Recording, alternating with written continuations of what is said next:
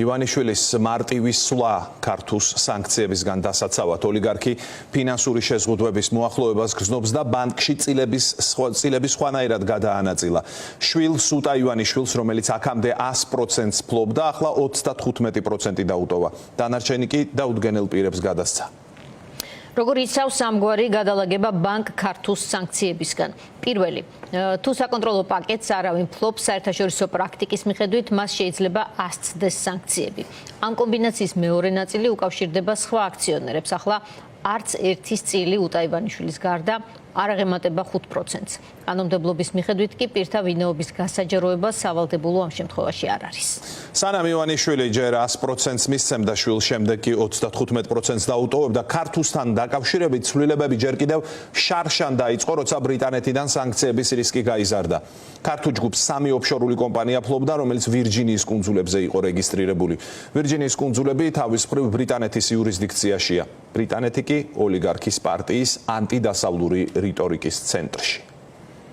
ივანიშვილი რა თქმა უნდა გაურბის სანქციებს შეშინებულია დღე-დღე არ ძინავს რა ყოსთავის ეკონომიკა მთავარი პრობლემა მისთვის არის ქართულ ბანკი. ეროვნული ბანკის ყოფილი პრეზიდენტი ამბობს, რომ ოლიგარქი მოახლოებულ სანქციებს გრძნობს და ქონების გადამალვის რუსულ მეთოდს მიმართავს.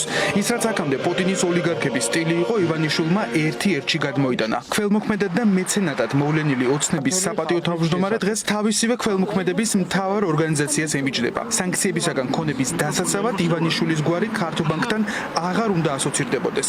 მეტიც, ბანკის 100%-იანი წილის მფლობელ უტა ივანიშვილს მართვის 35%-იანი წილი დაუტოვეს. დანარჩენი 65 სავარაუდოდ 5%-ად ახლო გარემოცვაზე გადააფორმეს.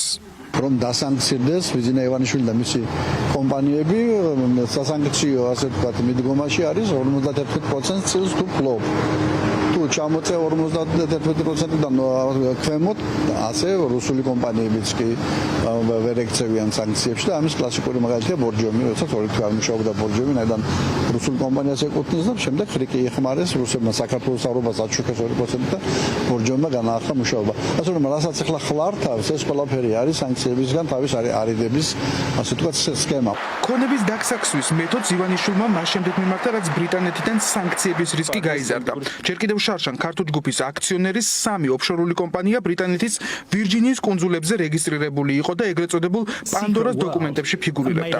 ანუ იქ, სადაც დიდი ფულის რეცხვის ყველაზე მსხვილი მტკიცებულებებია შეგროვილი. მას შემდეგ, რაც საერთაშორისო სანქციები რეალური გახდა, ოლიგარქმა წილების სრულად შვილს, უტა ივანიშვილს გადაუფორმა. თუმცა ერთ წელიწადში ვითარება შეიცვალა. ბიძინა ივანიშვილი დარწმუნებულია, თუ საერთაშორისო სანქციები ძალაში შევა, ფინანსური შეზღუდვების ქვეშ მისი ოჯახიც მოექცევა. შესაბამისად, შვილზე გადაფორმებული ქართულ ბანკი ასე დაცული ვეღარ იქნება. გასული წლის ბოლოს, ამ წლის იანვარში, როდესაც ივანიშვილი გამოიქცა ოფშორებიდან, ბრიტანეთის მოსალოდნელი სანქციებიდან გამომდინარე, სწორედ მაშინ ქართულ ჯგუფის, ანუ მათ შორის ქართულ ბანკის საკუთრება გადავიდა უტა ივანიშვილზე 100% და მაღალი ალბათობით ასეც ცადა ივანიშვილმა მოსალოდნელი ბრიტანული სანქციებისგან დაეცვა მისი ქონება. ახლა როგორც ჩანს, არც უტა ივანიშვილზე საკუთრების ქონით ძნობს თავს უსაფრთხოდ ივანიშვილი, იმიტომ რომ ის მისი პირადი ოჯახის წევრია და გასაგებია, რომ ის მაღალი ალბათობით ოჯახთან ერთად მოხდება მისი სანქცირება. ის რომ სანქციები მოახლოებულია ოლიგარქმა იცის. ლონდონის საქართველოში ხელისუფლების მიტაცებას ივანიშვილს არ პატიობს. ბრიტანეთის პარლამენტში 2 კვირის წინ დასმული კითხვა ოლიგარქისა და მისი ახლო გარემოცვის ქონების შესახებ, რომელიც სავარაუდოდ ბრიტანეთის ვირჯინიის კუნძულებზეა გადამალული, ამის კიდევ ერთი დასტურია. ახლოვდება ამერიკული მეგობარი აქტიც. ამ ფონზე ივანიშვილის ქონების ირგვლივ ყოლფი ვიწროვდება. ყველაფერი, რაც მას საქართველოს გარეთ აქვს, პოტენციურად დაუცველია. ქართულ ჯგუფი, ბანკი და ფონდი, რომელიც მას ჩრდილოვანი ტრანზაქციებისთვის სჭირდება, მთავარი სამიზნეა. აქ არის ორი ვარაუდი. პირველი ის, რომ ბიძინა ივანიშვილს ძალიან ეშინია სანქციების და ოფშორული კომპანიები, რა თქმა უნდა, ასევე აღმოჩნდებიან სანქციების ქვეშ, იმ შემთხვევაში, როდესაც მას ფინანსური სანქციები დაეკისრება. ასევე იგი მალავს საკუთარ ქონებას და მესამე და ყველაზე მნიშვნელოვანი არის, რომ საქართველოს სახელმწიფოს იყენებს საკუთარი ქონების და ფულის გადასამალად და შესაბამისად ნებისმიერი მისი მცდელობა, რომ გაემიჯნოს ქართულს, რა თქმა უნდა, არის განწირული. ოლიგარქის ბანკის დასაცავად დღეს ჟენევაში მოიცალა ეგრეთ წოდებული პარლამენტის თავმჯდომარებაც. შალვა პაპუაშვილი ამტკიცებს, რომ ბანკი ივანიშვილს მხოლოდ ქველმოქმედებისთვის აქვს და ყველა ვინც ქართულს თავს ესხმის, ებრძვის ივანიშვილის ქველმოქმედებასაც. მათ შორის მედიებიც. სწორედ ამ საბაბით უჩივლა ბანკმა ტელეკომპანია პირველსაც, რომელმაც ქართულ ოლიგარქის ბანკად მოიხსენია.